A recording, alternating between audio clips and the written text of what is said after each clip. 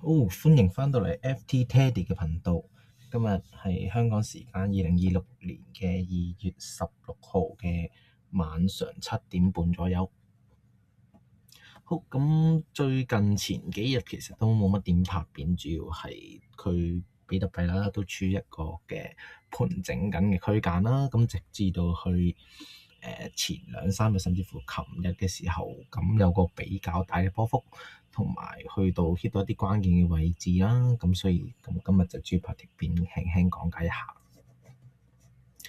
咁呢一個圖表係一個日線嘅 K 線圖嚟嘅。咁可以見到佢掂到一個藍色嘅關鍵指標64,500呢個位置啦，咁就有一個向下嘅走向啦，然後再迅速抽升嘅。咁我哋較細少少嘅時區睇一睇先。好，較4小時圖可以睇一睇。好，咁可以睇翻前面呢一個位置，2月13號亦都係我一個嘅限價單嘅位置啦。咁嘅碼成交價格係65,000。咁去到後面呢個位咁一直盤整緊，咁所以都冇做一個嘅拍片去講解下成個盤面啦。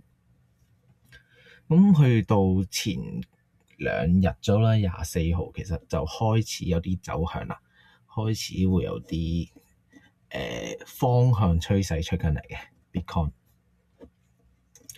咁藍線呢個咧就係之前一啲 mark 落嘅關鍵指標啦。咁至於呢個關鍵指標點樣得嚟咧？咁後尾有機會再去講解啦。咁呢度就唔好詳細去講住先。咁呢家嚟緊有2個關鍵嘅一個嘅指標啦，要睇要留意嘅就係第一個就係呢個位置。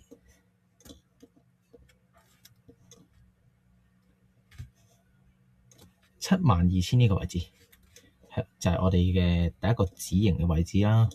咁價格去到呢個位置嘅時候，亦都會有一個嘅掂到之後，亦都會有一個嘅反轉啦，或者一個衝擊突破嘅。咁當價格去到呢個位置嘅時候，會有一個大波動嘅。咁所以我喺呢個65,000嘅呢4粒建倉嘅 Bitcoin 入邊，我會有部分嘅止盈啦。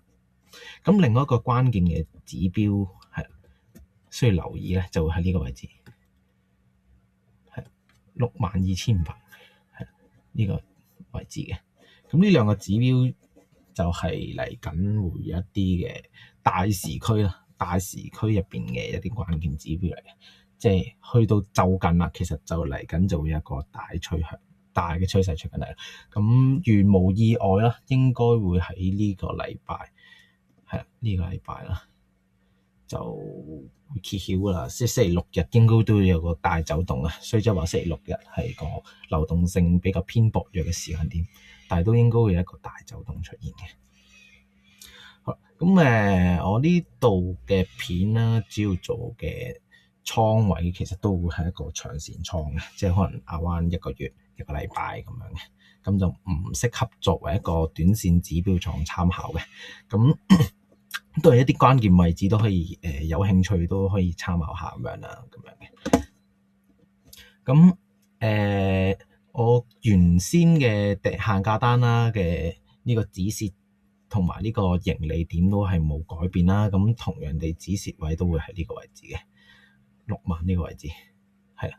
咁當然如果想轉個風險比其實比較個風險冇咁高嘅話，即係唔想個止蝕點去到咁低咧，其實已經可以將呢個止蝕點去到呢度啦。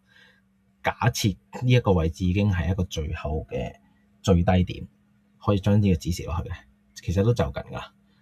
係咁呢個相信應該係一個最後嘅低點嚟啦，咁樣咯。咁或者做一個短線嘅波幅交易啦，咁可以期望喺呢個位置嘗試入場嘅。呢個位置，呢個 area 係啦。咁當價格再次回調嘅時候，可以嘗試入場啦。咁做一個短線倉位嘅交易，可以係咁樣嘅。應該中間位，sorry，應該中間位。好，止蝕 set 呢度，止盈 set 呢度，咁呢度都有個2.68嘅。咁呢個可以做個短線波幅交易啦，未必2至3日左右都可能出到嚟7000點啦。係啦，咁嚟緊就可以留意多少少價格去到呢個區間嘅時候，有冇做翻一個向上嘅反彈，同埋呢個嘅位置會唔會夠多嘅買入單，做多嘅單去支撐價格繼續向上，咁衝擊第一個止盈位置啦，係啦，第一個止盈位置啦，72,000，然後就去到第二個止盈位置76,000。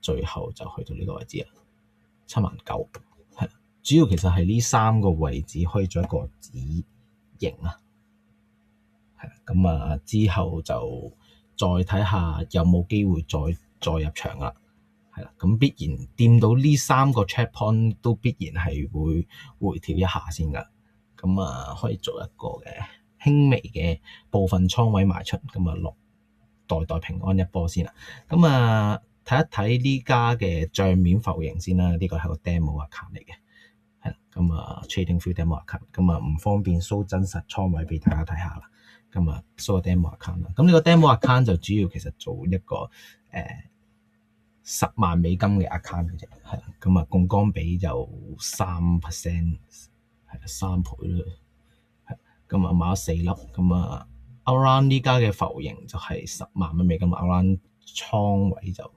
10% 左右，差唔多，係10% 左右。咁其他呢啲止損單嘅限價單都冇喐到嘅，可以俾大家作一個參考。